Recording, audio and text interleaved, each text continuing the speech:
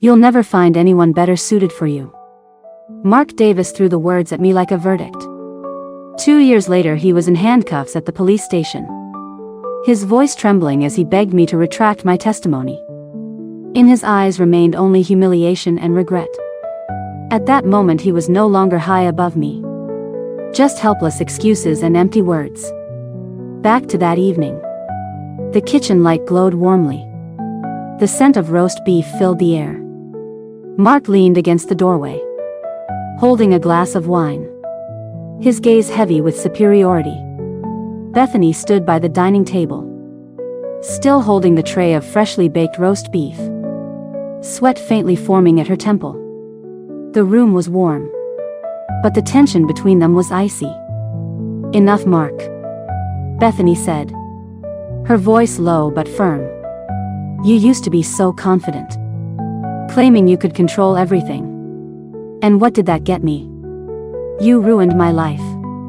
Mark raised an eyebrow, a thin smile curling his lips. "You mean Tom Miller?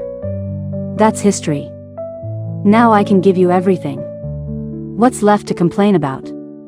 "I don't need your everything." Bethany set down the tray, fists clenched. "I just want you to stop controlling me. Stop lying. Controlling. Lying." Mark furrowed his brow, stepping closer.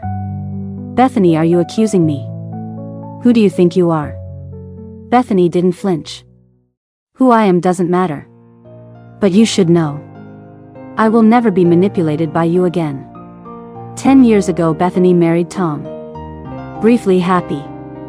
Tom went from engineer to gambler, draining the family savings. Every day she came home to a hollow face instead of a husband. Attempts to intervene were met with promises. "I'll win it back this time." But the debts only grew. Eventually she left him, exhausted and disillusioned. After the divorce, Bethany returned to her parents' home, working days in a small shop, studying accounting at night school. Friends urged her to date again, but she shut her heart. Loneliness and humiliation became routine, but she cultivated calm and independence, planting the seeds of revenge, not against Tom, but against those who used deceit to control others' lives. 2 years ago she met Mark. On the surface he was kind, stable, seemingly understanding of her past. The first year of marriage he was almost ideal. Morning coffee, weekend trips to the market, evenings cooking and watching movies together. She believed she had found happiness. But 8 months ago, his nighttime outings became frequent. Each time he left he claimed business dinners or late projects. Bethany understood, but unease followed her like a shadow. One day she ran into Tom at a supermarket. 10 years later, thinner, but features unmistakable. "Bethany." Tom greeted calmly, his voice gentle. "Are you doing well?" Bethany nodded. "I'm glad you're okay. Is your life safe now?" Tom's gaze was serious. Bethany hesitated. "Of course. Mark is reliable." When she turned to introduce Mark, Tom's expression shifted instantly. A flash of fear and anger in his eyes. He spun and rushed to the exit. Bethany called his name, but could only watch him disappear. The next day, Tom met Bethany at a cafe, handing her thick files and photos.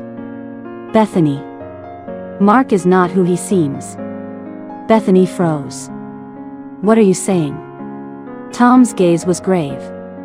"His real name is Michael Lazarus, a career con artist specializing in marriage scams and forced prostitution. He's been planning from the start of your relationship." Bethany's hands trembled. "Impossible. How could he?" Tom handed her the files. Evidence detailed Mark's crimes over 15 years. He targets wealthy women, ensures their husbands are addicted to gambling, and then swoops in. You were his next target. Bethany took a deep breath. "I understand. What should I do? Tom nodded. Tonight, don't let him suspect. Organize the files and assets. Tomorrow we go to the police. The next day, Bethany calmly cooperated with the police. Setting a trap.